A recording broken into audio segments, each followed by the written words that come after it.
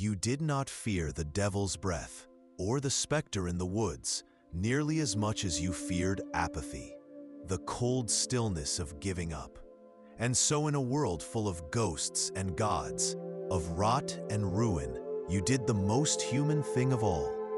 You saw the decay of winter, and still you knelt and planted seeds for the spring.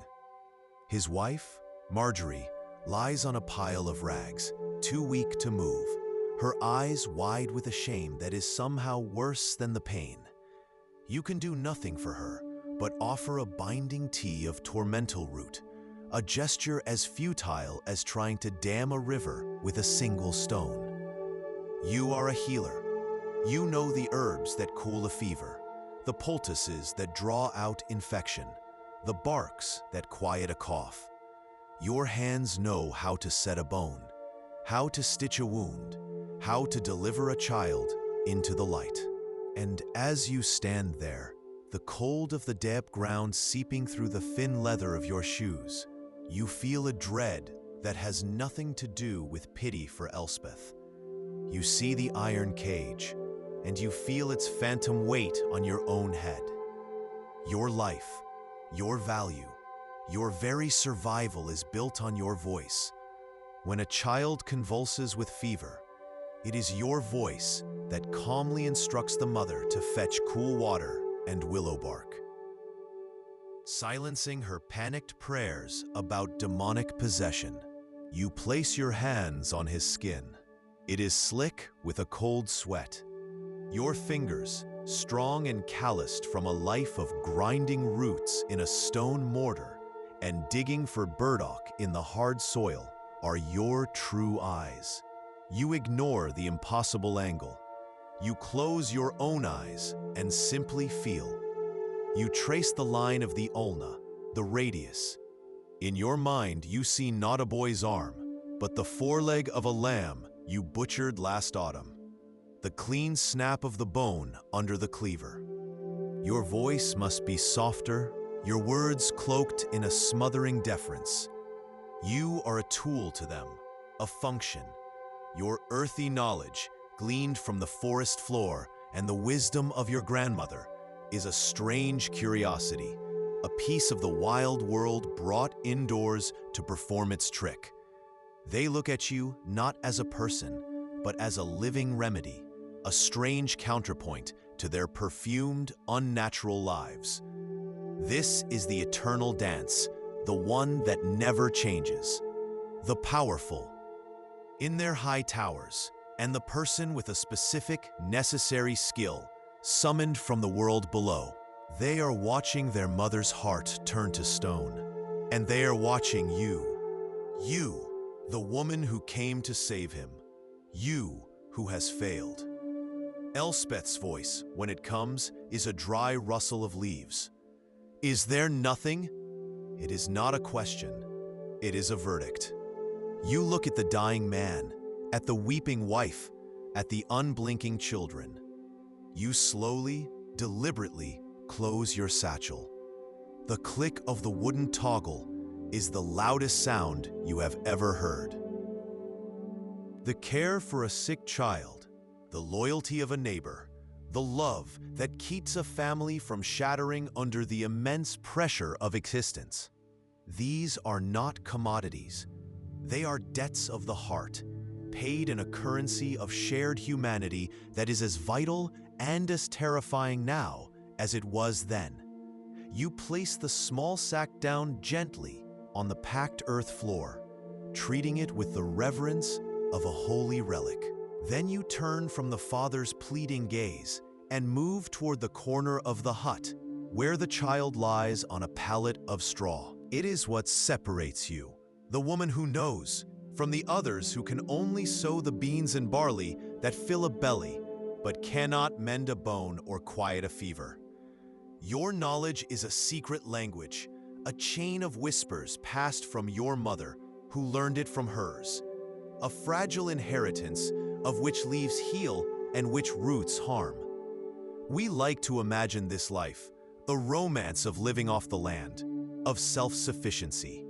You live the reality. The ultimate medicine you offered was never a root or a leaf, but the simple, defiant act of caring. Have we truly changed? We have mapped the human soul onto ribbons of code and conquered plagues that would have erased your entire village from memory. Yet we still die, we still fear, and we still, in our darkest hours, look for the same thing you offered: someone to come, to sit with us in the quiet, to take our hand and say, "I am here. We will try." A village in the heart of winter should be loud with the sounds of indoor life: the thump of a loom, the cry of a baby, the hiss of a fire. But here, there is only the wind, whining through the gaps in the wattle and daub. So many fires have gone out. The wood is wet, and the energy to chop it is gone. In John Fletcher's home, the smell hits you before you are through the door. The bloody flux. Her crime? It changes depending on who you ask. Some say she questioned the Reeves measure for grain. Others, that she called the ale at the tavern piss weak. The most damning rumor is that she told a young wife her husband was seen leaving the weaver's cottage at midnight. She spoke. She spoke her mind. She spoke what might have been truth or might have been malice, but she spoke it with a voice that was too loud, too sharp, too female. It is not for courage, your hands are steady, but for focus, a ritual to separate this moment from the one before it. The warmth spreads through your chest, a familiar fire.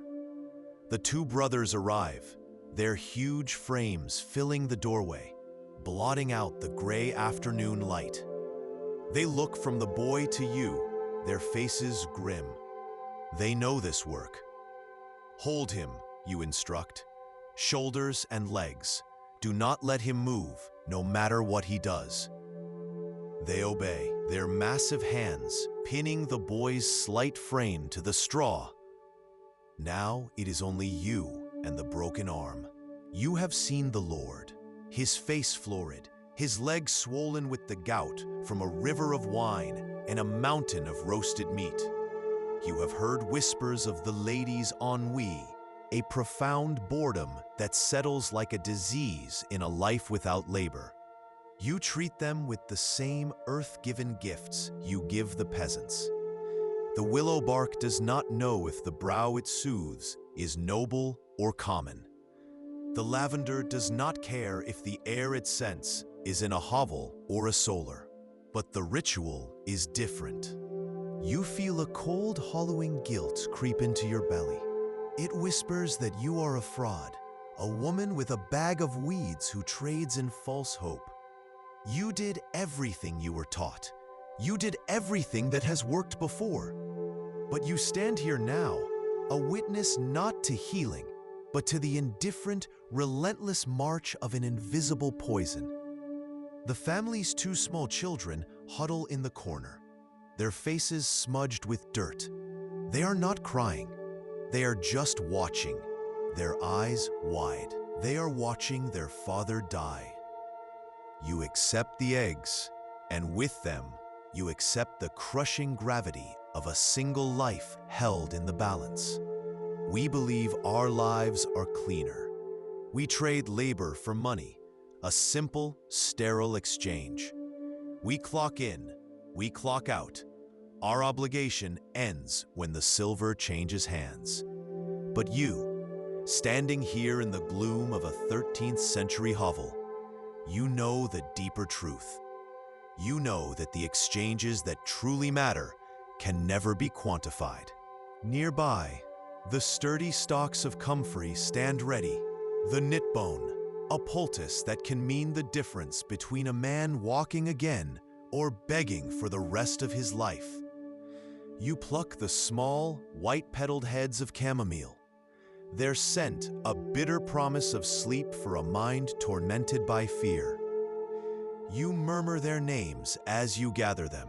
It is not a prayer to God, but a quiet incantation of respect for the power that grows from this dirt. This small, messy plot is the source of your authority and your most profound vulnerability. Your life was never a fairy tale of a magical healer, nor a grim, dark story of constant misery. It was a life of profound, practical purpose. It was about showing up. It was about kneeling on a cold dirt floor in the dead of night, the smell of fear and sweat thick in the air, and taking a feverish, trembling hand in your own.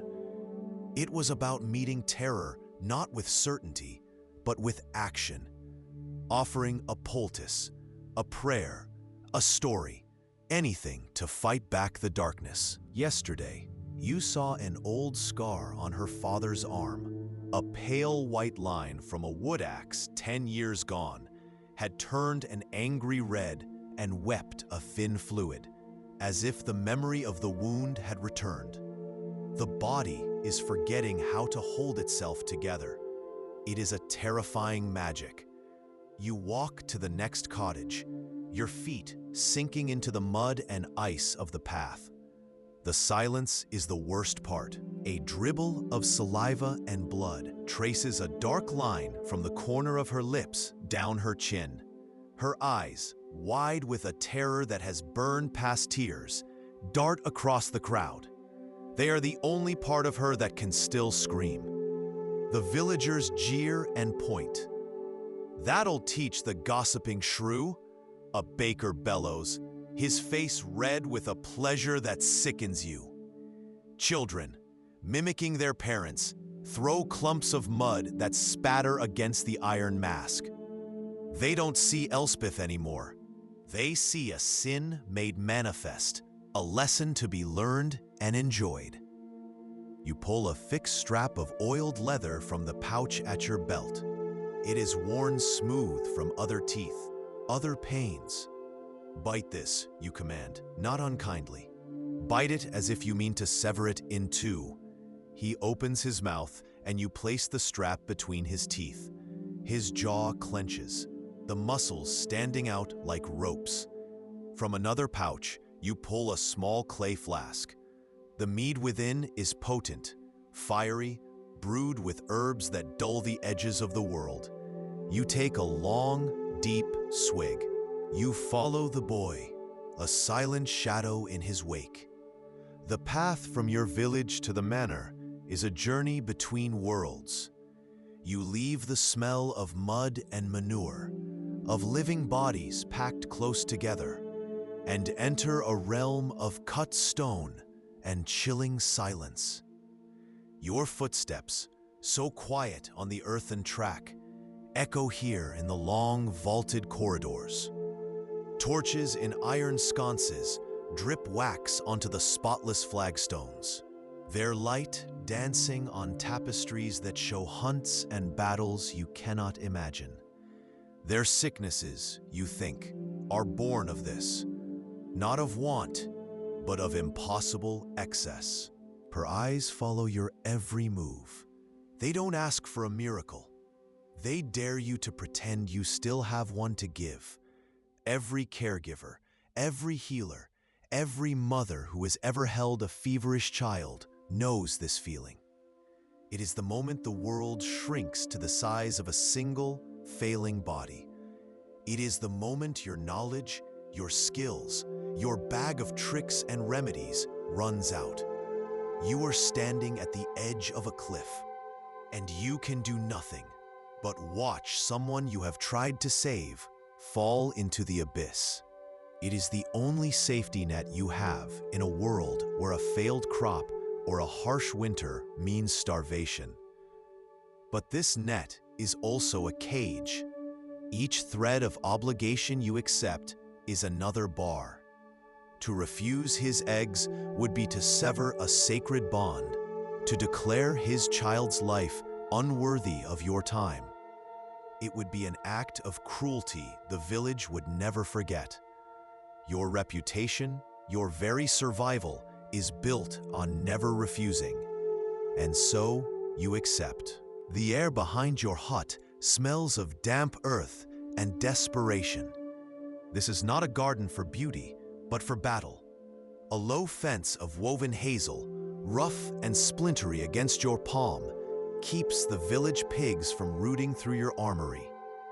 It is a chaotic patch of green and brown, a testament to purpose over aesthetics. You kneel, the damp seeping into the coarse wool of your skirts.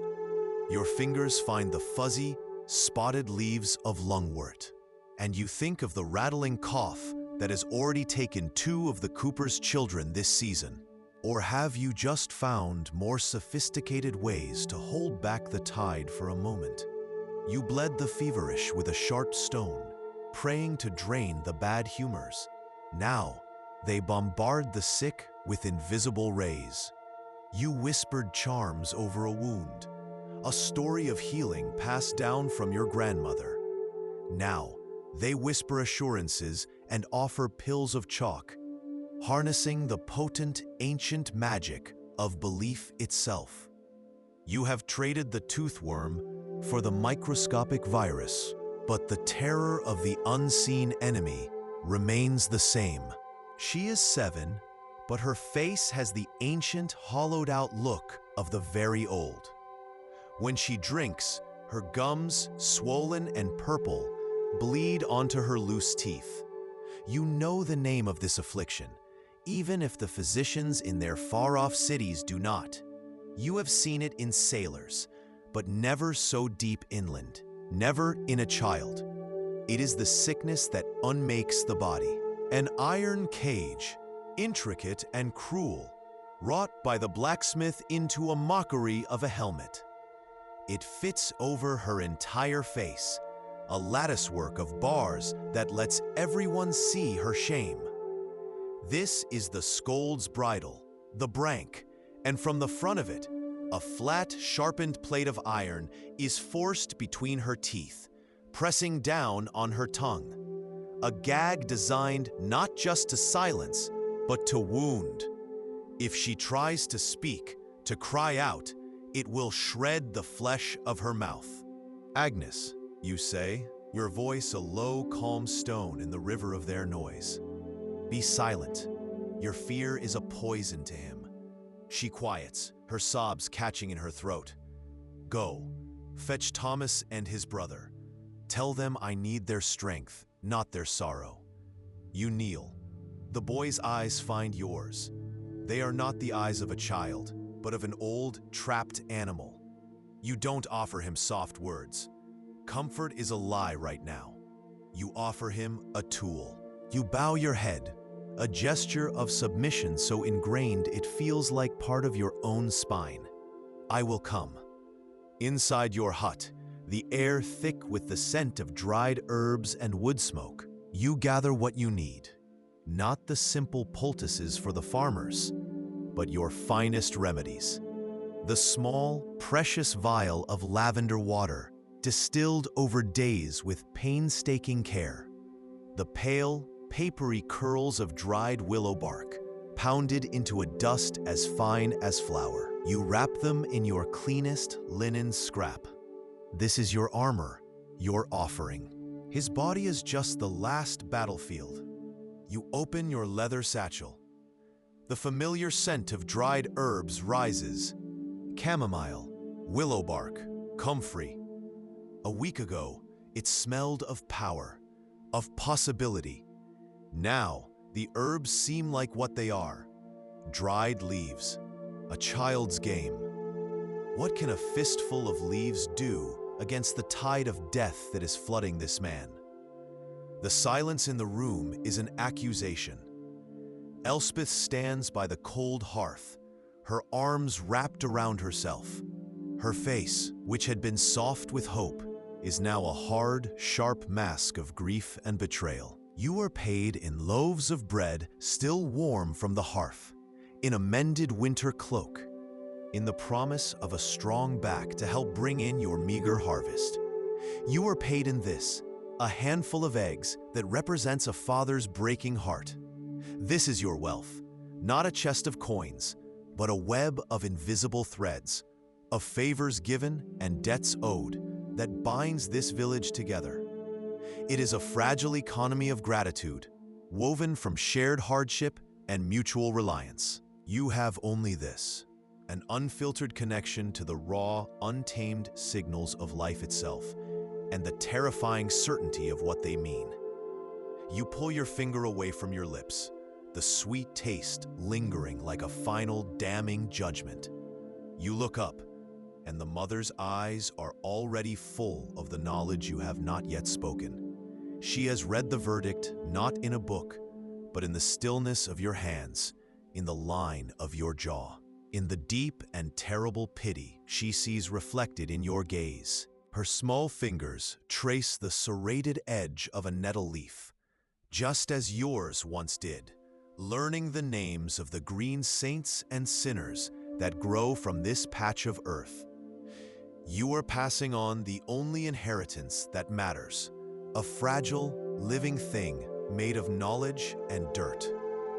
You look past her small head towards the horizon and see a tapestry of ghosts. The faces you have tended flicker in the afternoon light. The ones you saved, a precious few, and the many, many more you lost. You wonder, have you really evolved? The cold does not knock. It is already inside, a guest that has been living in the marrow of your bones since the first frost of Martinmas. Now, it has made a home in the walls, in the damp straw of your palate, in the very air you breathe, so thin and sharp, it feels like swallowing splinters of ice. You hold a small wooden cup to Elsbeth's lips. The steam from the nettle tea is the only warmth in the room, a fleeting ghost against her chapped skin. The roar of the market square hits you first, not the usual clamor of commerce, but something sharper, uglier. It's the sound of a hunt, but the prey is already caught. You push through a thicket of bodies, the air heavy with the sour stench of unwashed wool and righteous sweat. And then you see her. Her name is Elspeth. You set her daughter's broken arm last autumn. Today, she is the village's theater. She's locked to the pillory, her hands bound in rough wood. But that's not what draws every eye. It's the thing on her head. A knot of bone pushes against the taut skin of his forearm, a pale, sharp threat promising to break through into the open air. The air is thick with the smell of wood smoke, old sweat, and a new, coppery tang of fear. The other women keen and wail, a chorus of useless grief. They see God's will or a devil's mischief. They see a boy who will never wield a scythe, never be whole. You see a puzzle. You see a piece of the human machine that has come disjointed. You can fix this. In the village, when your remedies fail, it brings a shared sorrow, a communal grief under the eyes of a silent God. You weep with the family, your failure a part of the great, sad turning of the world. Here, in the shadow of the manor, failure is not a sorrow. It is an offense. It could bring a new lacework of scars to your back from a leather whip, or the ultimate punishment, exile, cast out from the only world you have ever known.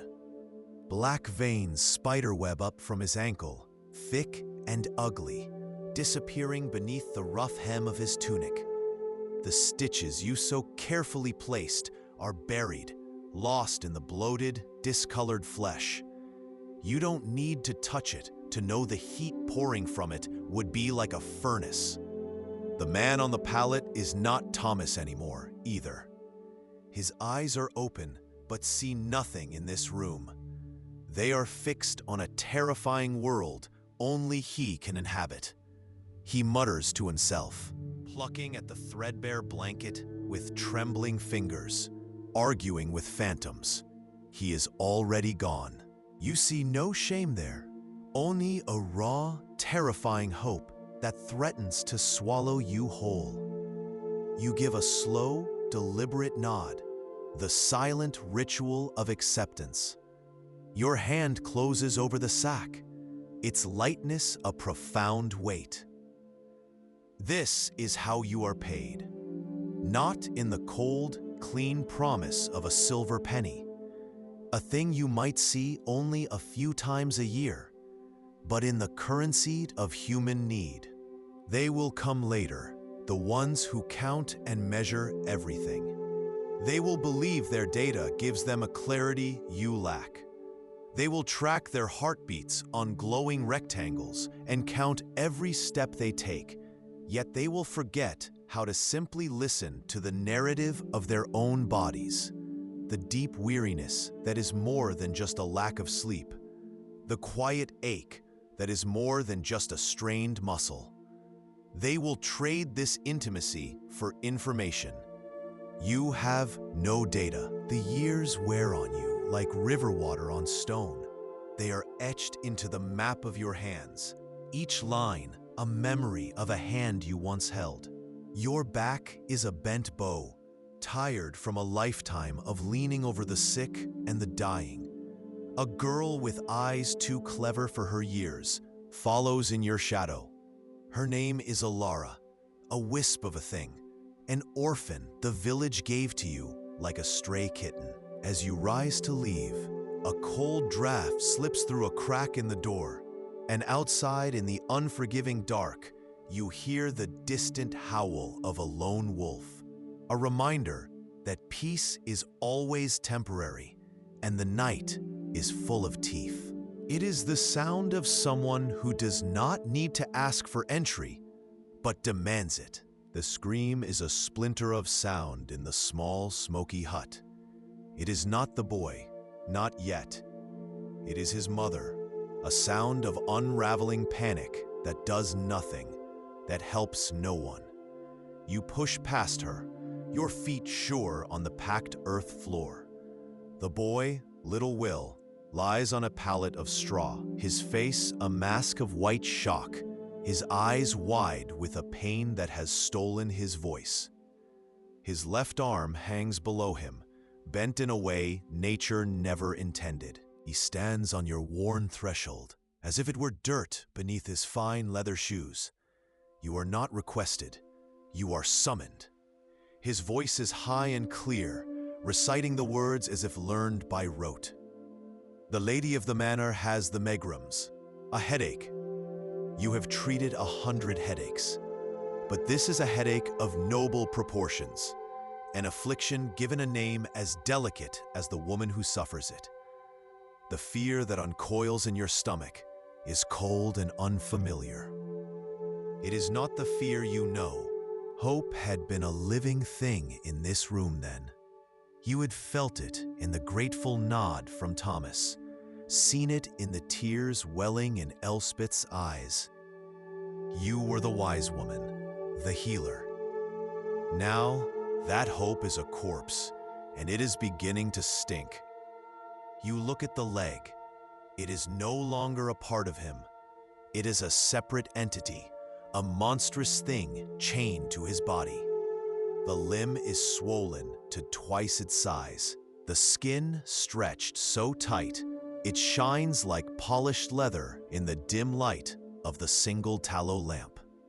You can feel the contents through the thin fabric. 3 small, precious ovals, 3 eggs. This is not a transaction. This is a confession. He is telling you, without words, that this is all he has. These eggs, which could have been a meal for his wife and other children, a rare protein-rich feast in a world of watery gruel, are now an offering, a sacrifice placed on the altar of your skill, a desperate prayer that you are worth more than his family's next meal. Your eyes meet his. Sickness, you know, is not some invisible speck floating in the air. It is an imbalance of the humors, the blood, the phlegm, the yellow and black bile. It is a spiritual malaise, a punishment from a displeased God, a test of faith from a cruel devil, or a curse whispered by a neighbor over a disputed fence line. You are not just a medic patching up the frail vessel of the body. You are a diviner, an interpreter, trying to understand the will of a world that speaks in omens and whispers. For the quiet nod in the mist. As you turn to leave, the stone in your stomach finally gone, you see a figure watching from down the lane. It's a farmer, his face unreadable. He saw the mother's bow, and you realize with a sudden chill, a victory in this world is just another word for attention, and attention is the one thing you cannot afford. The groans have subsided into soft, guttural sighs. His eyes begin to flutter closed, exhaustion finally winning its long battle with pain. The worm may still be there, coiled and waiting in the dark cavern of his jaw. But for now, it is quiet. For now, he can rest. You watch his sleeping form, the candle flame dancing in the small, sacred space you have created. You look down at your own hands, stained with charcoal. They feel strangely empty, and you wonder, not for the first time, what power truly resides within them. She carried no wreaths. She just smiled at you, a quick, sharp thing that didn't reach her eyes, and hurried on. Another secret, another fracture in the thin ice of village life. You are so lost in this intricate web, the miller's fist, the thatcher's glance, the reeve's ambition, that the sharp, sudden rap on your door makes you flinch so hard, the cold coin flies from your grasp and skitters into a dark corner. This is not the hesitant, fearful knock of a patient. It is loud, imperious. They are the eyes of a woman who has stared into the abyss and has decided to build a bridge. The knock is not a sound you know. It isn't the familiar, friendly rap of a neighbor with a sick child, nor the heavy pound of the reeve come to collect a tithe. It is a single, sharp, impatient crack against your door, a sound that says it does not expect to wait. When you pull the heavy wood open, the last of the evening light is caught in the fine yellow wool of a boy's livery. He is no older than your own son, but his face is a mask of practiced indifference. His posture rigid. And the other thing, the folk knowledge passed down from your mother, who learned it from hers. Moldy bread. You'd crumbled the green furred crust, dampening it into a paste and packing it firmly into the wound before binding it with clean linen. You don't know why it works, this magic of the mold. You have no words for the invisible spirits that live in it, only that you have seen it turn raging infections into clean, healing scars. It is a mystery you trust, a gift from the earth and its secret ways. His hands are a map of a hard life, the knuckles swollen, the skin split and calloused from a lifetime of wrestling thatch onto rooftops under an unforgiving sun. They tremble, just slightly, as he holds the small burlap sack out to you. The cloth is grimy, stained with the soil of his meager garden plot, and it smells of dust and chicken feathers, and a desperation so potent it feels like a physical presence in the smoky air of his hut. You don't need to look inside. You pause for a half-second, a silent prayer on your lips, then bring your finger to your tongue. Honey, a distinct, unmistakable sweetness, the wasting sickness, the sugar sickness that devours a body from the inside out, melting flesh from bone, leaving nothing but a ghost. To a mind from a future you cannot imagine, this is primitive guesswork, a desperate ritual steeped in filth and superstition. But you are not guessing. You are listening. You are reading the language of the body, a sacred text written in sweat, phlegm, and fear. There is no parade, no feast in your honor. The neighbors who watched you come and go, their faces tight with suspicion, are not here to applaud. Your victory is invisible, unrecorded. A life that almost wasn't, now will be. A family that was about to be broken remains whole. This is the secret payment. This is the reason you walk the knife's edge between whispers of miracle and accusations of witchcraft. For the handful of times when the herbs, the luck, and the sheer, stubborn will of a small body align in perfect, fragile harmony, they are all the same thing to you, different words for the same desperate act of pushing back against the dark. Your job is not to understand the mechanism of God's will or nature's secrets. Your job is to stand in the breach between a human being and their suffering, and to use every tool you possess, the prayer, the bark, the touch of your hand on his shoulder. They are all part of the same cure. The healing is not in the bread or the wood alone. The healing is in the hope they carry. His breathing deepens. The single tallow candle on your table sputters, its weak flame making the drying herbs on the wall dance like skeletal puppets. You are left alone with her secret, another heavy volume placed on the groaning shelves of your heart. A new image hooks into your mind, unbidden. The thatcher's wife. This morning, by the stream, you saw her. She claimed to be gathering reeds, but she was walking away from the woods near the Reeves cottage, her cheeks flushed. Her hair was damp with dew, and there was a smear of fresh mud on her skirt.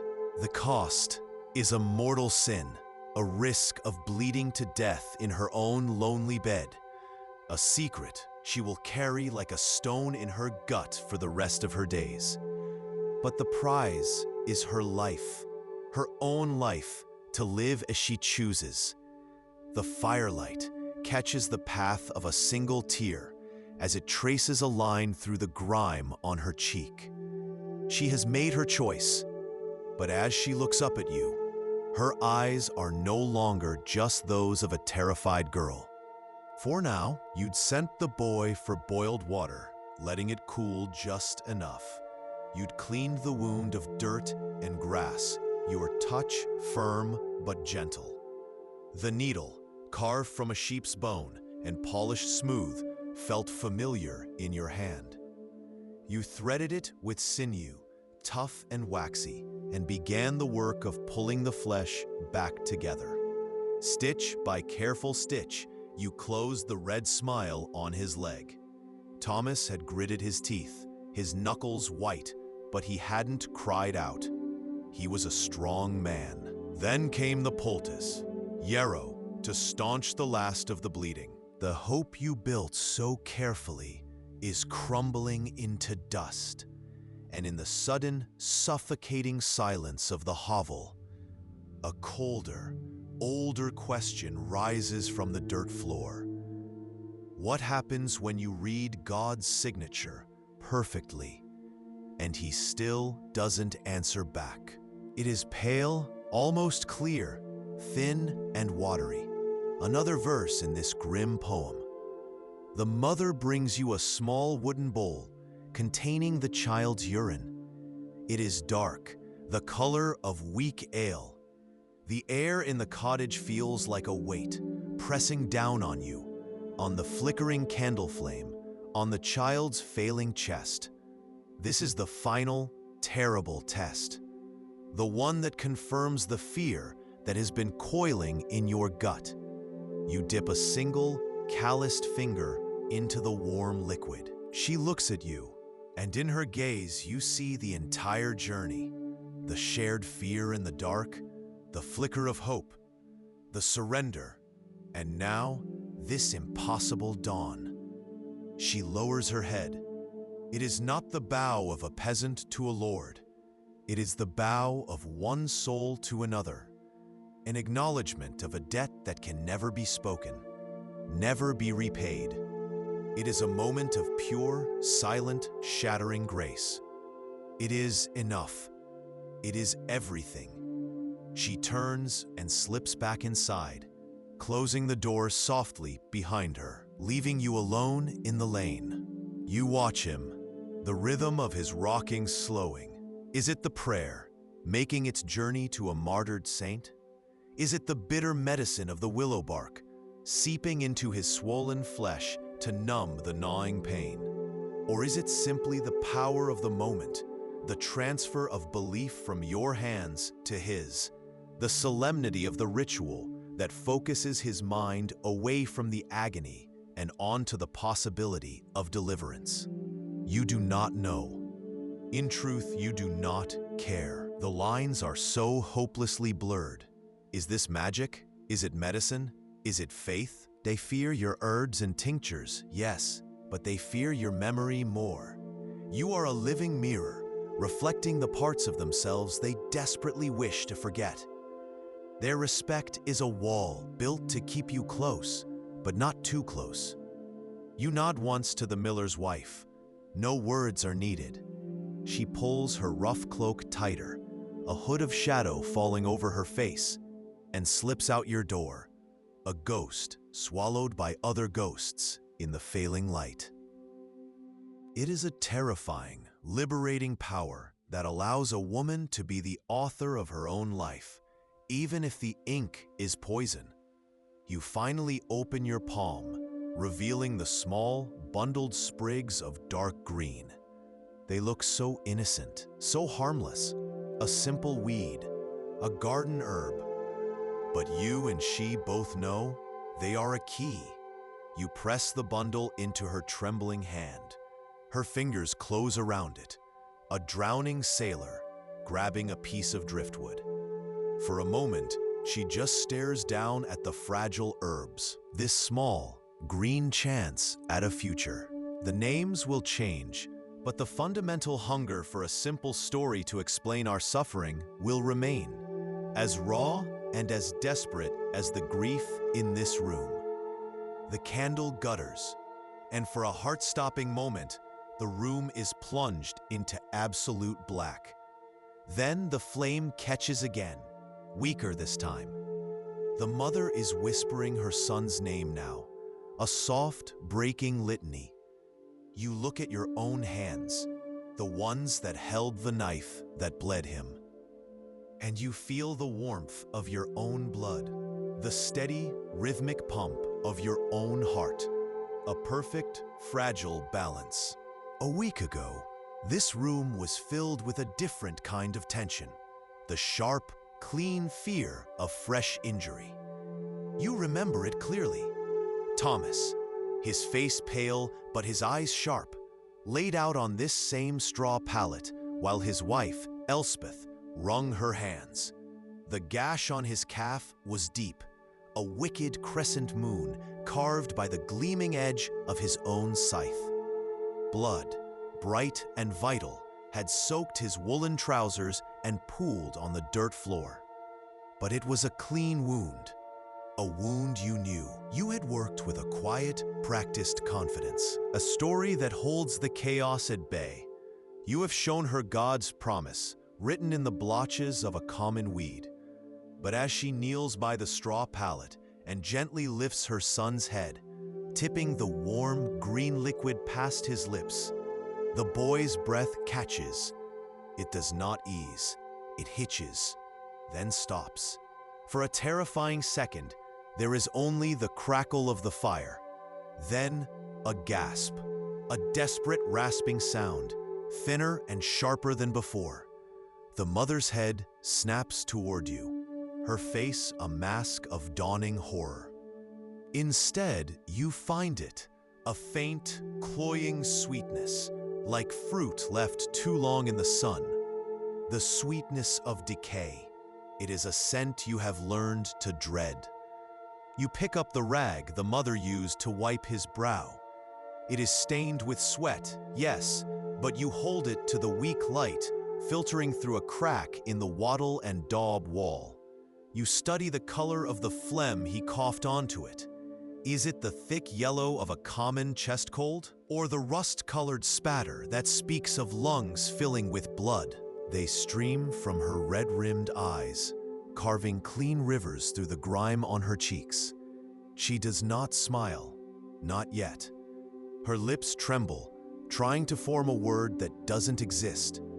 She takes a single step out of the hut, her bare feet pressing into the cold mud.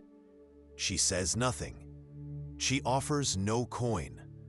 There is no praise for your poultices, your foul-tasting teas of willow bark and yarrow, your desperate whispered pleas to a god you were sure had turned his face away.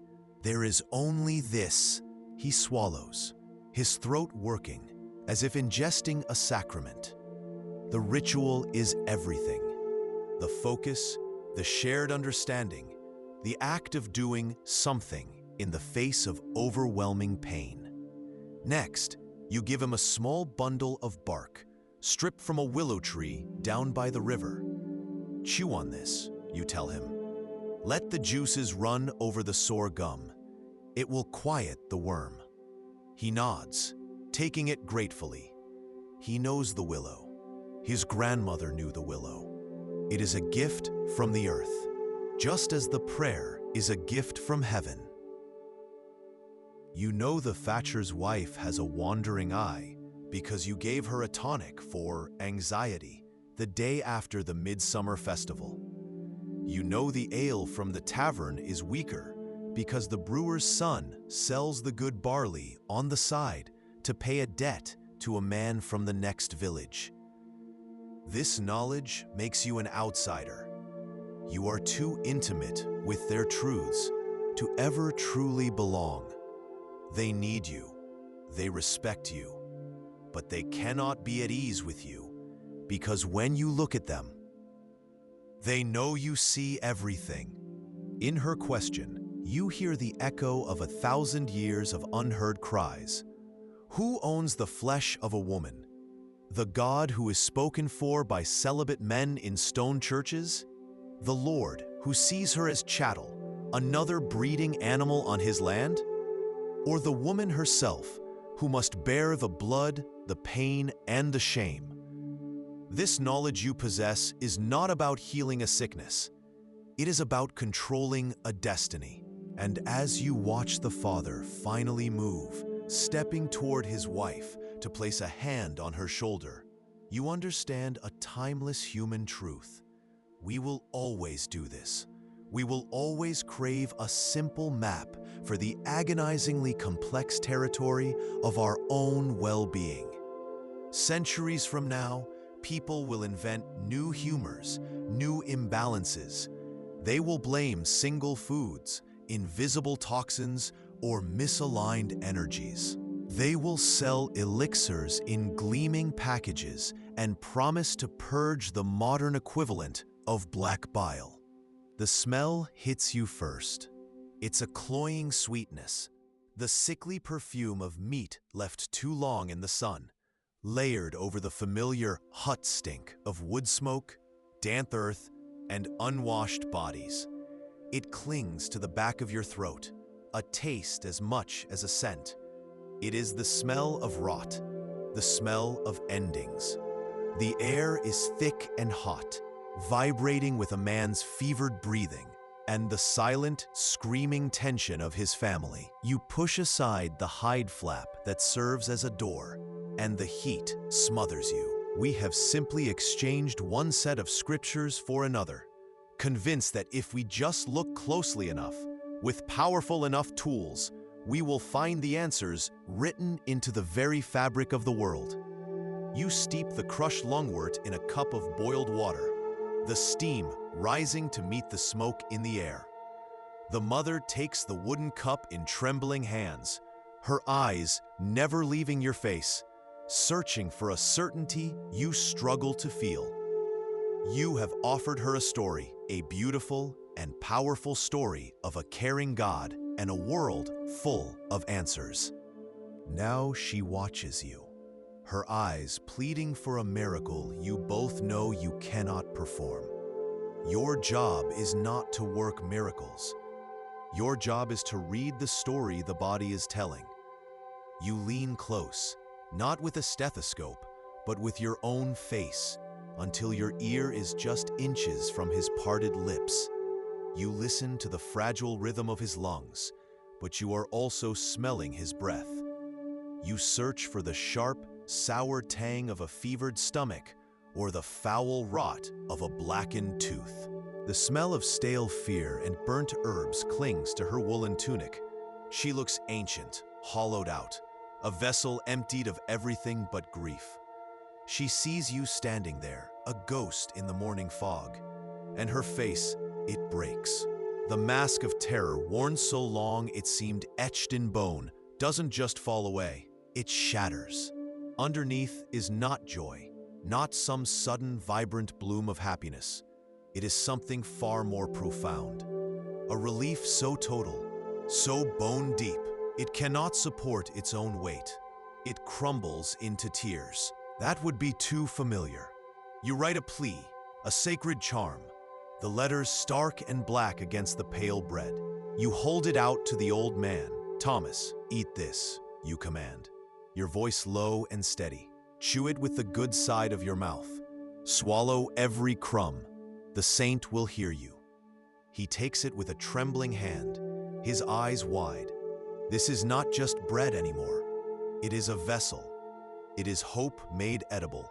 He painstakingly breaks it apart and chews, his face a contortion of pain and piety. Confessions offered not to a priest for the absolution of God, but to you, for the simple, desperate hope of relief. You are the keeper of their festering wounds, the repository for their shame. They bring you their unfaithful thoughts, their violent urges, their silent terrors, and they leave them here, in this smoky room. They walk away lighter, cleansed. But the weight of it all settles on you. It is a stone in your gut, a library of sorrow cataloged behind your eyes. This is not a simple tea, you murmur, your voice low and urgent, a conspirator's whisper. The priest would call it the murder of an unbaptized soul. He would say you are damning yourself for eternity. You watch her face. The terror is still there, but now something else flickers in her eyes. Defiance. What life would that soul have? She whispers back, her voice raw with a sudden, sharp anger. To be born a bastard, to starve with its mother in a ditch? Is that God's will? It gives you a map for the wilderness of sickness, a reason for the pain, and a set of instructions, no matter how brutal, for what to do. Purge, sweat, bleed, act. To do something is always better than to do nothing. You realize in this small, dark room that this is the most profound medicine you can offer. Not a cure for the body, but a balm for the soul's terror of the unknown. You are giving them a neat, understandable narrative for an impossibly complex tragedy. And as the heavy oak door of the church groans shut behind him, you are left alone in the growing dark, wondering if the miracle you just performed will be the sin that undoes you. We who have traded the book of nature for the book of genetics. We who no longer look for signatures in the shape of a leaf, but in the elegant, spiraling code of a DNA sequence. We hunt for the subtle misspellings in the genetic text that lead to disease. We map the intricate folding of a protein, believing its shape, like the shape of the walnut, must reveal its function.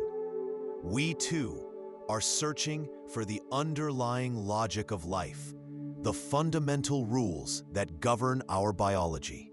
There are no charts here, no glass tubes filled with mercury, no sterile instruments laid out on a clean white cloth. Your tools are your own senses, sharpened to a razor's edge by a lifetime of observation. The mother watches you from the corner, a statue carved from fear, her hands knotted together in her apron. Her silence is heavier than any scream. She has done all she knows to do. She has prayed until her knees are raw. She has brewed the yarrow tea. She has placed a cool, damp rag on his brow. Not the wet, ragged tear of a lung fighting for purchase. Not the shallow gasp of a body losing its war. No, this is the gentle cadence of a tide, the whisper of a bellows in a sleeping forge. It is the impossible, miraculous sound of deep, untroubled sleep. The sound of a life that has turned back from the edge. The door groans open wider, and she is there, the boy's mother. Her face is a ruin, the architecture of 14 sleepless nights, carved into the flesh around her eyes and mouth. Her hair is a tangled nest. From a small leather pouch, you take two things. The first is a piece of bread, hard and stale. The second is a sliver of charcoal. You turn to the flickering candle, your shadow a giant, hunched thing on the wall behind you. With painstaking care, you write on the flat crust of the bread. It is not a prescription, but a petition, a prayer to Saint Apollonia, she who had her own teeth shattered for her faith, she who now stands in heaven as an advocate for all who suffer this specific torment. You don't write her full name. You see the miller himself, not as the loud, boastful man at the tavern, but as the small boy who was beaten for spilling grain. You know his cruelty is just his father's fear, curdled and passed down. When you look at his wife, you see not just her, but the ghost of her husband's father and the future of her son, who is already learning that love and anger often arrive in the same breath. These are the secrets the community keeps, whispered to you in the liminal space between dusk and dark. This is not the gentle healing of chamomile or lavender. This is the botany of the desperate. This is the power to say no to a fate written by God and men. This knowledge was whispered to you by the old woman who lived here before you, just as it was whispered to her decades earlier.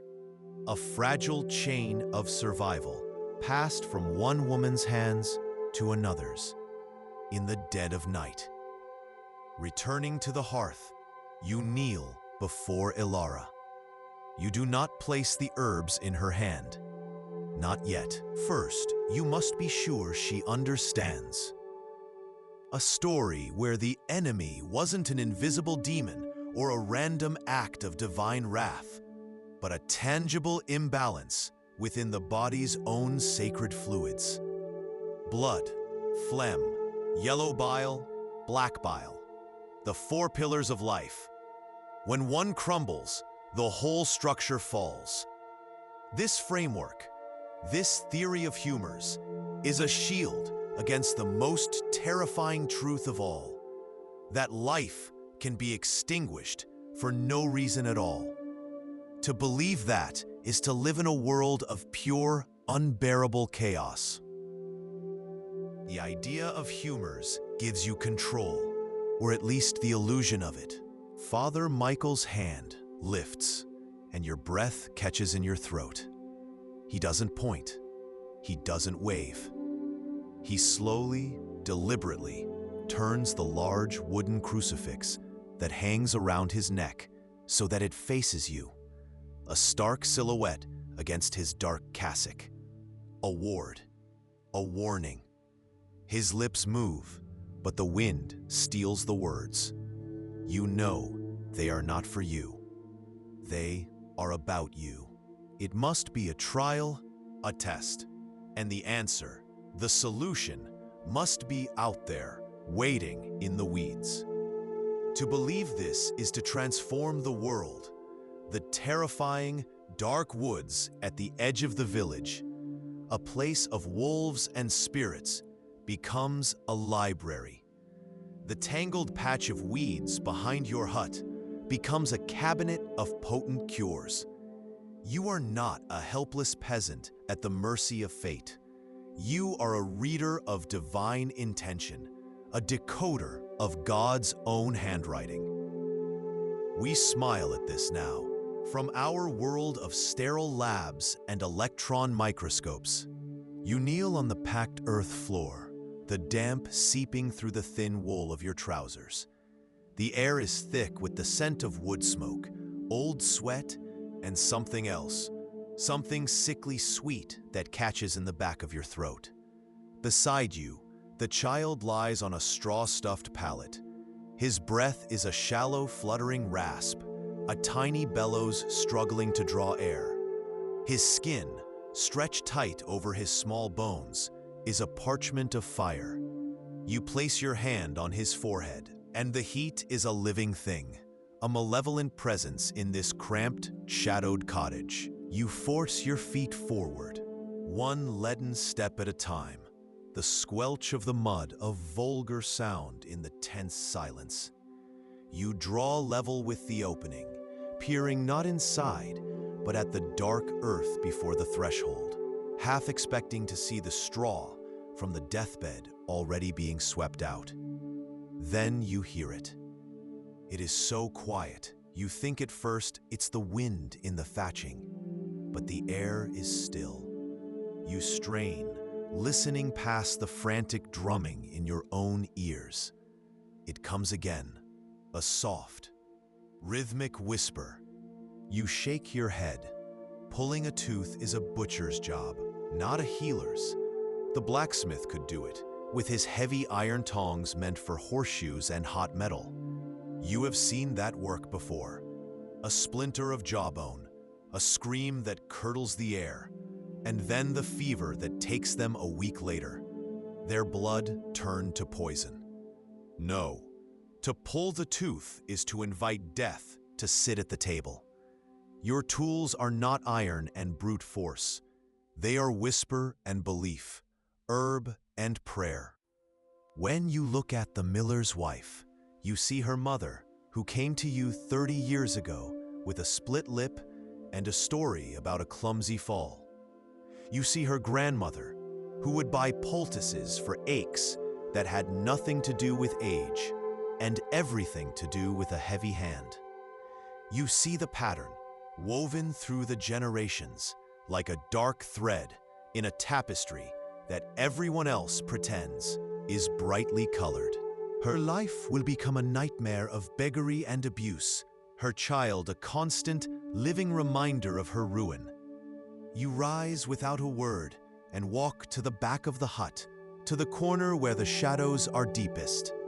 Here, away from the hearth's light, hang the herbs that hold your darkest knowledge. This is the secret garden of Eve, the wisdom the priests call witchcraft. You run your fingers over the brittle leaves, the smells rising to meet you. The sharp, almost minty bite of pennyroyal, the bitter, medicinal scent of tansy, the acrid warning of rue, a battle that this time was lost, but a battle nonetheless. In the end, you say softly, your gaze dropping to the young man's peaceful face. The fight exhausted him. The humors could not find their harmony again. The black bile, the melancholy, rose up and flooded him. It was this that finally chilled the heart and quieted his spirit. The balance was broken beyond repair. You let the words settle in the cold air. You have given them a story, not a fairy tale, but a medical one, a scientific one, handed down from the learned Greeks. It doesn't come from Rome or from a bishop. It comes from the ground, from knowledge passed from one woman to another, and that makes it untamable. Every life you save is a quiet challenge to the church's monopoly on miracles. Even the university men in their fine robes, the ones the church sanctions, they speak of humors and stars. Their medicine is just as tangled with the unseen as yours, but they have Latin and parchment to sanctify their guesses. You only have dirt under your fingernails and the trust of the dying. He left a map to his remedies in the very fields and forests that could kill you. All you have to do is learn how to read, to look at the world not as a random collection of things, but as a book of secrets, a set of instructions for survival, written by a loving hand. This isn't ignorance, it's the opposite. It's a desperate, defiant search for order in a universe that offers mostly chaos. It's the refusal to believe that a child's cough is just a meaningless accident of dust and damp. No, there is rarely an in-between. The door has remained shut, a wooden seal on a tomb of sickness, trapping the prayers and the fear within. But today is different. Today, the door is ajar. Your heart seizes in your chest, a crack of black in the gray daub wall. It means a change, and in these times, change is almost always for the worse. You stop, your own breath held captive in your throat. Is the family preparing the body for the priest? Has the final ragged breath already been drawn in the night? He looks at you, his eyes swimming with a desperate, pleading light. You both know the cause. It isn't decay, not in the way you understand it. It is a parasite, a toothworm, a vile white maggot sent by a spiteful devil or an offended nature spirit, gnawing its way through the root of his molar, feasting on his nerve. You can almost see it in your mind's eye, a pale, writhing thing, fat and content in its nest of pain. His wife, her face a mask of worry, whispers from the shadows, "Can you not pull it?" John's wort that hang from the rafters, their dusty medicinal scent, a constant cloying presence in your small wattle and daub cottage. You smell the flour on her, the faint, sour tang of the starter she keeps alive, for the miller's bread. She is the miller's wife. And you know, without her saying a word, why the new bruise blooming on her cheekbone is shaped so strangely, like a signet ring. This is the curse of your sight. You do not just see sickness. You see the story that birthed it. You are the village's memory, its living archive of pain. I'm sorry, I cannot assist with this request. I'm sorry, I cannot assist with this request.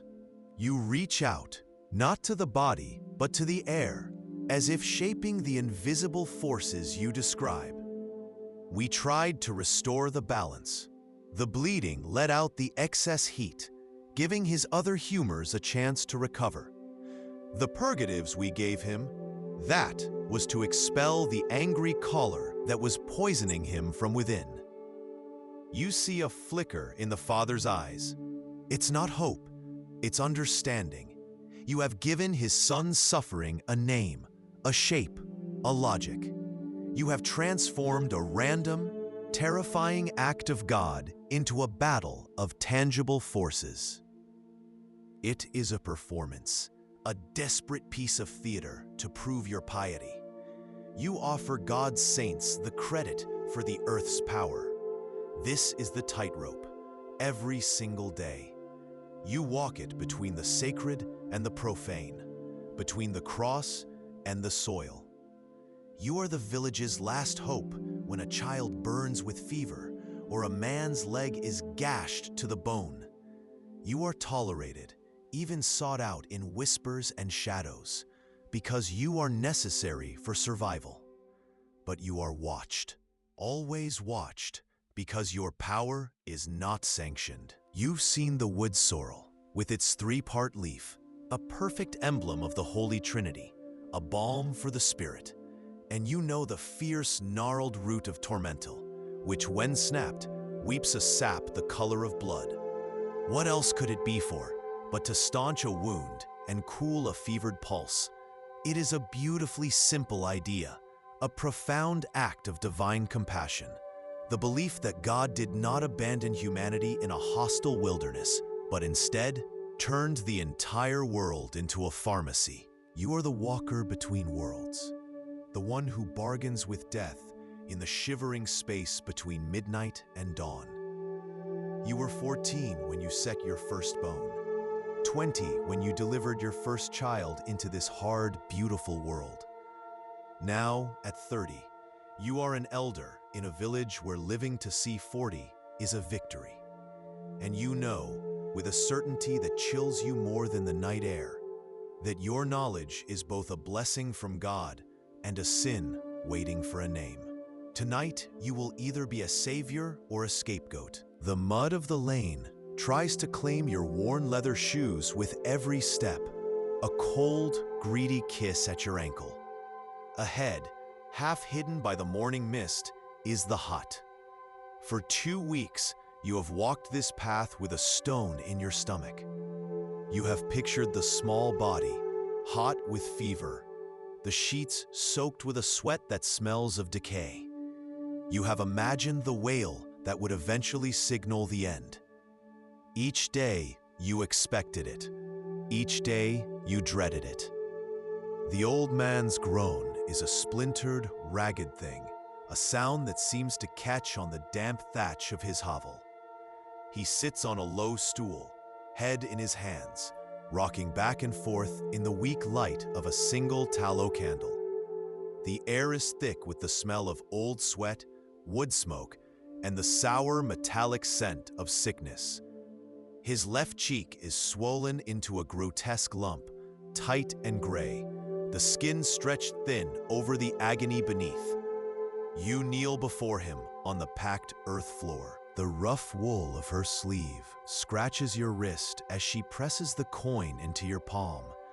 It's a poor thing, worn smooth by 1,000 transactions, barely a whisper of silver left on its surface. It is not payment for the herbs you've wrapped in a small linen cloth, the crushed yarrow and comfrey, but for the silence you will keep. Her eyes, the color of muddy river water, refuse to meet yours.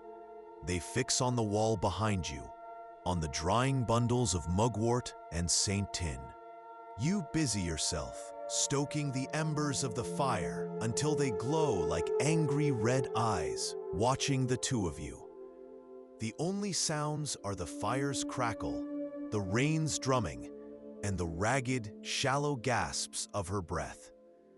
Her fear is a live thing in the small room, suffocating the air. Finally, her voice comes, a tear-soaked whisper that barely travels across the space between you. "My monthly blood," she says, her gaze fixed on the fire. "It has been 2 moons. It has not come." The words hang in the smoky air, simple and devastating. She clasps the small wooden cross at her neck. You continue, painting a picture not of failure, but of a battle fought within the very landscape of his body. This heat, it began to burn away the other humors, the vital moisture of the phlegm, which gives us calm and coolness. It dried up, leaving him gasping and dry. Then came the choler, the yellow bile, rising up in anger at the imbalance. That was the bitterness in his mouth, the vomit that racked his body. He was fighting. His whole being was at war with itself. To him, your knowledge of the earth, of root and leaf and flower, is a map of the devil's garden.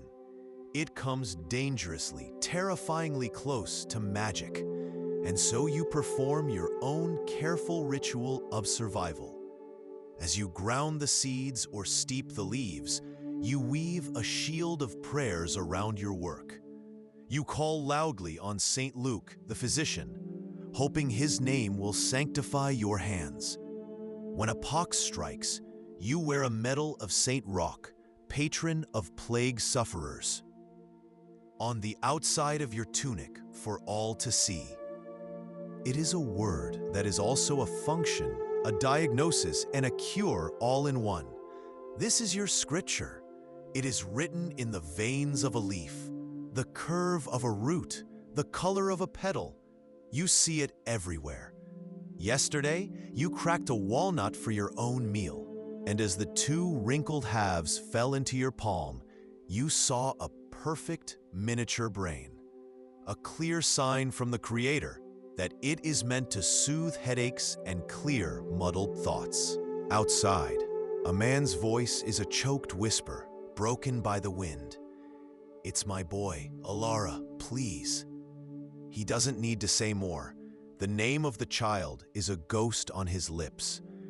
You grab the worn leather satchel, its weight a familiar burden, a collection of chances and failures. As you unlatch the door and step out into the moonless night, the cold mud sucks greedily at your worn leather shoes. The village is a collection of sleeping husks, blind and silent. But you are awake. You are always awake. You cannot heal a person without healing the world that broke them. You look down at your own hands, at the fingers stained with gentian and comfrey. They feel useless, delicate, like a child's toys. For the first time in your life, you do not know what to do. The enemy is not in the blood or the bone. It is the air itself. It is the winter. It is the hunger.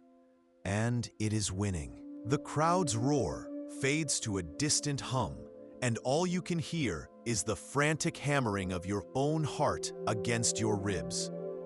You instinctively touch your own tongue with your teeth, feeling the soft, vulnerable flesh, and wonder how long you can speak your truth before they decide to build a cage for yours. You have pieced together the frame, but now you must stand guard over the house itself. You have set the bone straight, but you know a soul, once broken by such pain, can bear the scar forever. It is a fear older than the stones of the church, a fear that belongs only to women. You pull her inside, barring the door against the night. The hut is a single room, thick with the smell of wood smoke, drying herbs, and the damp earth you live upon. You guide her to the stool by the hearth, her wool cloak dripping a dark puddle onto the floor. Still, she says nothing. Her hands are clenched in her lap, knuckles white. You know not to press. This confession must be coaxed out, a splinter from a festering wound. You clear your throat, the sound unnaturally loud in the silence. Your voice, when it comes, is low and steady. It has to be. You are the voice of reason in a world screaming with chaos. "His blood," you begin, choosing your words as carefully as a stonemason chooses his stones. It grew too hot. You remember the fever, the redness of his skin in those first days. That was his sanguine humor, the blood itself, boiling with an unnatural heat. It burned too brightly within him. The mother nods, a tiny, jerky movement. She remembers. He didn't see you brew the tea, but he sees the evidence of your work in the slump of your shoulders and the smudge of dirt on your cheek. In his eyes, you are not a healer. You are a threat. He sees the moon chart you secretly consult, etched on a piece of slate hidden beneath your floorboards, to know the right night to harvest yarrow. He smells the ghost of paganism on you, the whispered words you murmur over a poultice, words older than his church, taught to you by your mother and her mother before her. She leans in, her breath catching. She sees it. Of course she sees it. God has marked it, you continue, your fingers closing gently around the stem. He has put his signature upon it so that we, his children, would know its purpose. This is the great and secret truth of the world, a theology whispered not in cathedrals, but in the rustle of the forest. You crush the leaf, and the scent of damp earth and green life fills the small space. A brief, clean prayer against the stench of disease. You know its name is lungwort. Your breath plumes in the one-room hut that serves as your home, your pharmacy, and your sanctuary. You don't light a candle. Light is a currency you cannot afford to spend. You know the placement of every hanging bundle of dried yarrow, every clay pot of rendered fat, every wooden bowl of powdered roots. This is your domain, mapped not by sight, but by touch and scent. The smell of damp earth, lingering wood smoke, and the faint, sharp aroma of St. John's wort hangs in the air. It is the perfume of hope and dread. It is a full net and a straight furrow, and a storehouse that is not empty. You had spent your life battling the demons you can see, the infections, the injuries, the fevers. Now you understand. The real demon is invisible. It is the cold arithmetic of power. Poverty is a pre-existing condition, a sickness of the soul that invites every other sickness to feast on the body. This is a lesson written in the gaunt faces of your neighbors, in the blood on a child's gums, in the terrifying way an old scar can be coaxed back to life.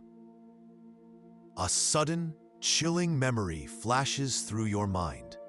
Last week, you told a worried husband that his wife's melancholy was not a sign of sin, but a deep sadness that needed kindness, not penance.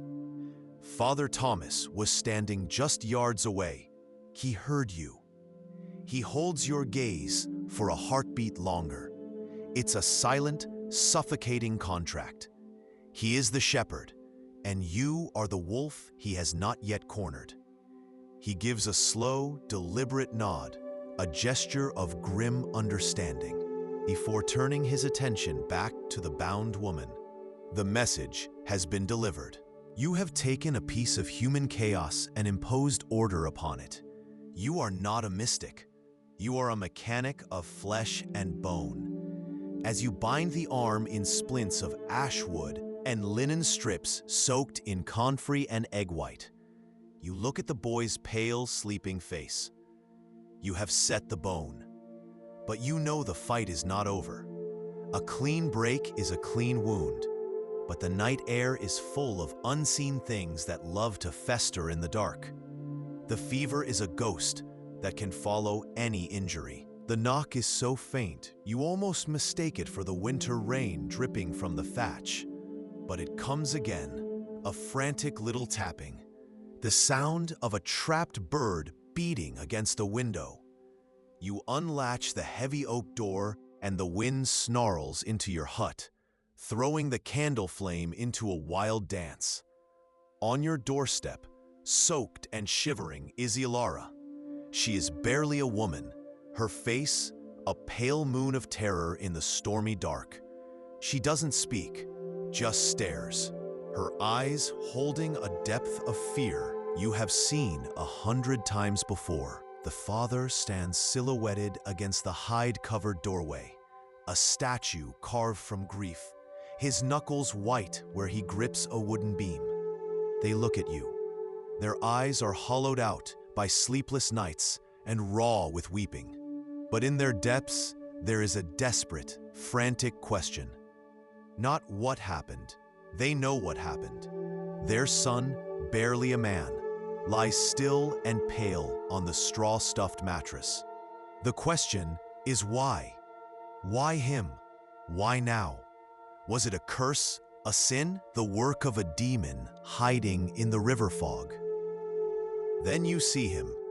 He is a black slash against the bruised twilight, standing motionless by the lich gate of the churchyard. Father Michael. His hands are clasped before him. But this is not a posture of prayer. It is a posture of judgment. He doesn't smile. He doesn't nod. He simply watches you, his face a granite mask of what he would call pious concern, You feel his gaze like a physical weight, measuring every step you take. Your heart, which had just begun to slow to a steady rhythm, begins to knock against your ribs again. You returned from the woods only moments ago, the morning dew still cold on your leather shoes, and now you hold out your hand. Resting on your palm is a single broad leaf. It is covered in pale, irregular blotches, like a map of a forgotten archipelago. Look, you say, your voice low and steady, a rock in the torrent of her panic. You hold the leaf closer to the firelight, its mottled surface seeming to pulse. Do you see how it is marked? Like a lung that has been spoiled by bad air. The knock is not a polite request. It is a frantic drumming of knuckles on your door, a sound that speaks of desperation tearing through the night's fragile quiet. You are the village healer, the cunning woman, the one they turn to when prayers have failed and the priest has offered only last rites. Before you open the door, you already know. It's the fever. It's always the fever. You rise from your straw mattress, the cold seeping instantly through your thin wool shift. A familiar violation. The embers in the hearth are gray ghosts, offering no comfort. You think of the tithe barn, where a tenth of every family's hope was stored for the church, now locked and guarded. The wealth of the harvest is not gone. It has simply been gathered into different hands. Health, you realize with a clarity that feels like a shard of ice in your gut, is not a state of the body. It is a state of the world. It is the grace of a long summer and a mild winter. It is the fairness of a reeve and the mercy of a lord. He does not jeer.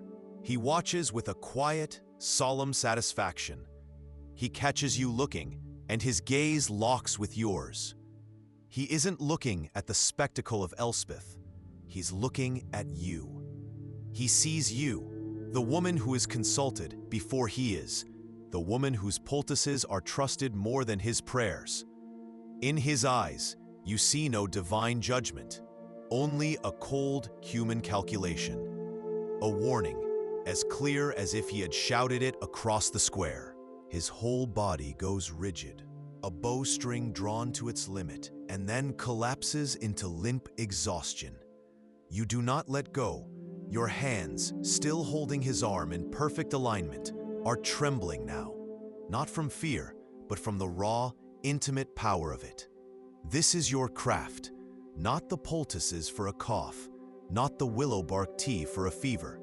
Those are battles fought in mist and shadow against enemies you cannot see. This is different. This is a war against the physical world, and you have just forced a surrender. He opens the door just wide enough for you to slip through. And as you step into the cloying warmth of the chamber, the door swings shut behind you. The sound is unmistakable, a heavy, final thud.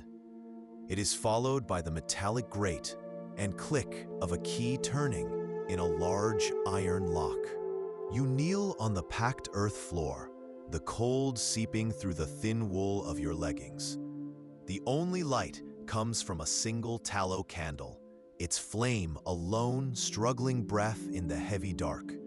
It sputters, casting long, dancing shadows that make the grieving mother's face a mask of shifting sorrow. The air is thick with the smell of wood smoke, old sweat, and the cloying, sweet scent of pennyroyal herbs, scattered to ward off the finality that now fills this small, cold room.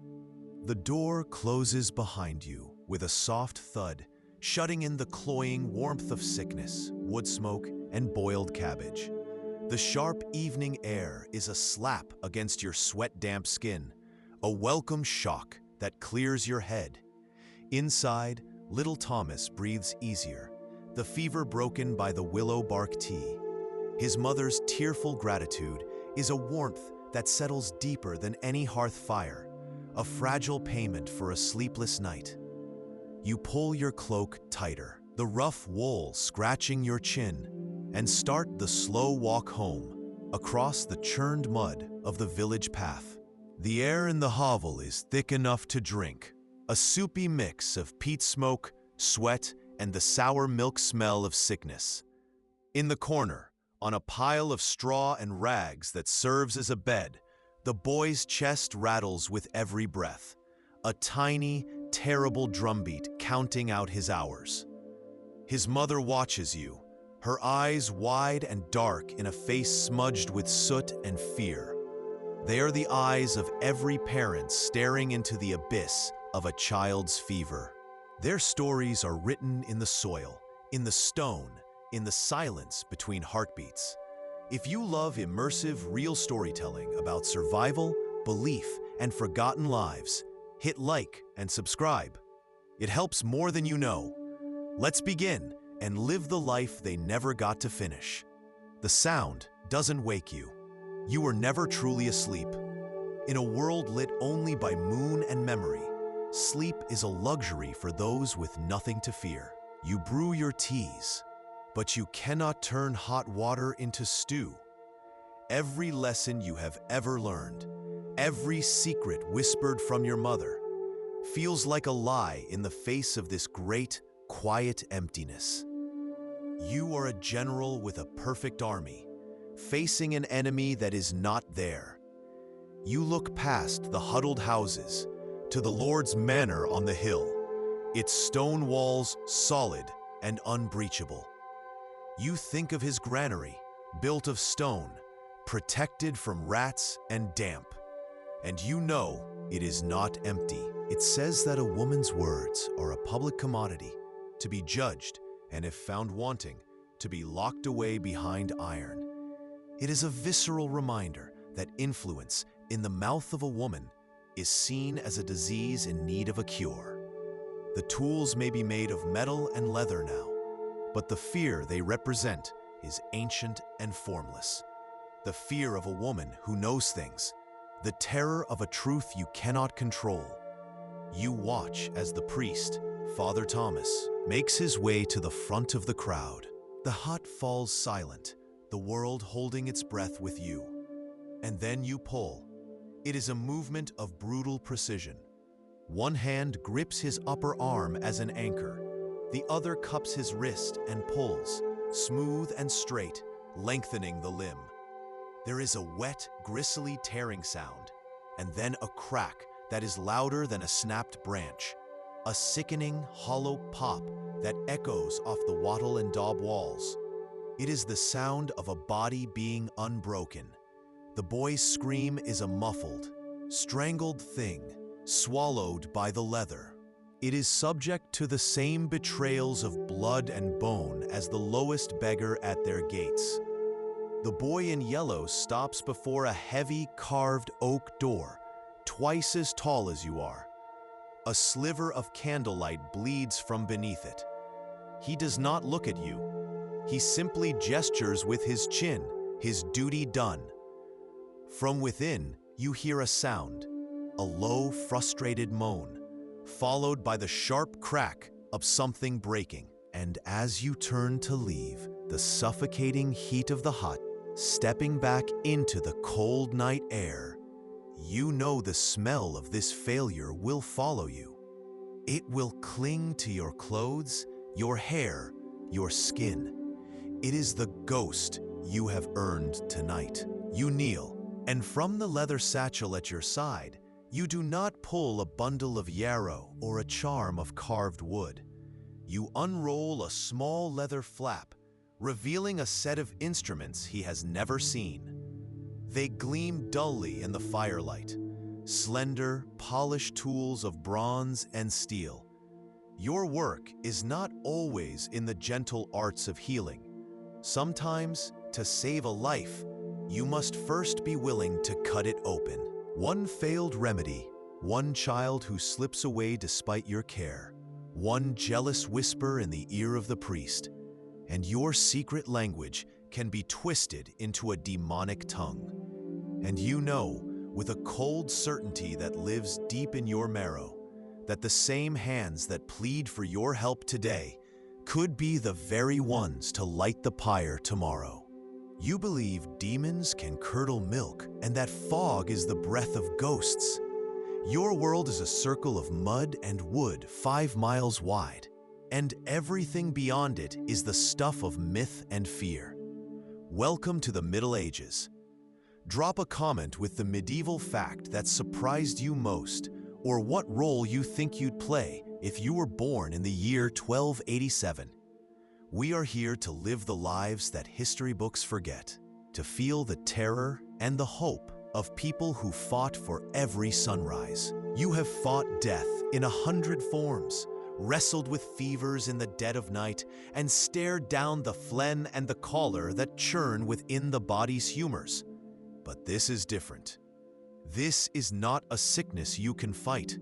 It is an absence. It is the hollow space in the larder, the empty bottom of the grain bin, the echoes in a stomach that has not known a full meal since the harvest was brought in. You grind your herbs, but you cannot grind stone into flour.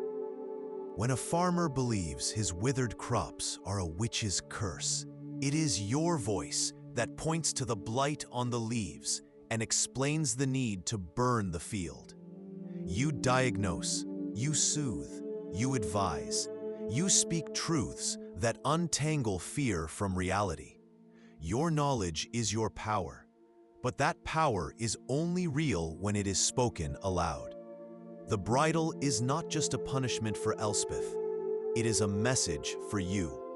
It's a beautifully crafted piece of intimidation. You have learned the architecture of living things from the inside out, in the blood and gristle of the abattoir and the kitchen. This is a truth deeper than any text, a knowledge written in sinew and marrow. You find the break. You feel the two jagged ends, sharp and hostile.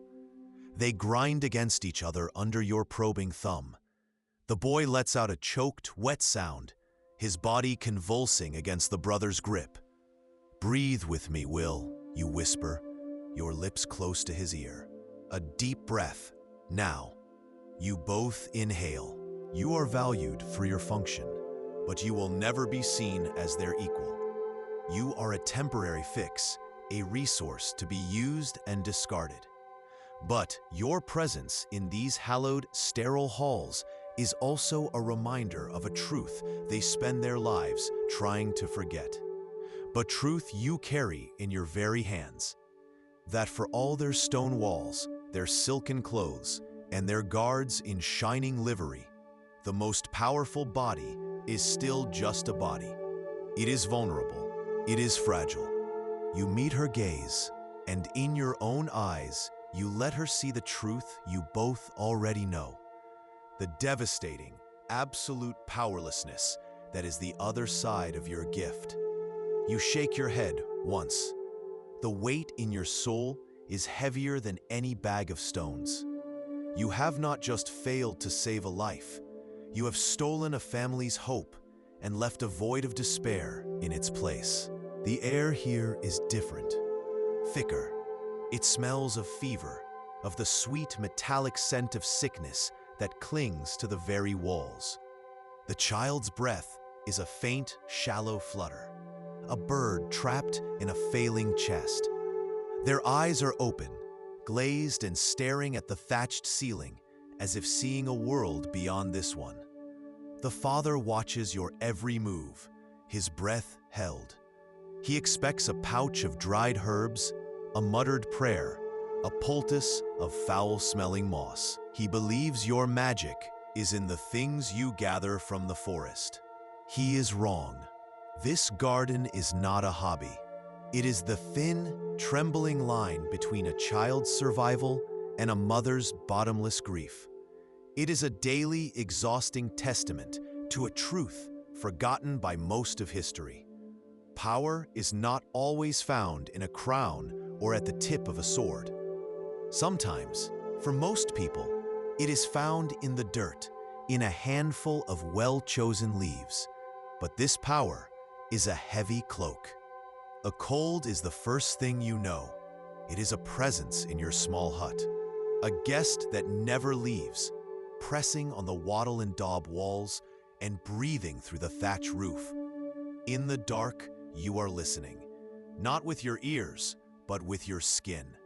You are listening for the shift in the air that signals a coming storm, the scuttling in the walls that means a rat has found a way in, the whisper of a prayer that has gone unanswered. You've never seen a toothbrush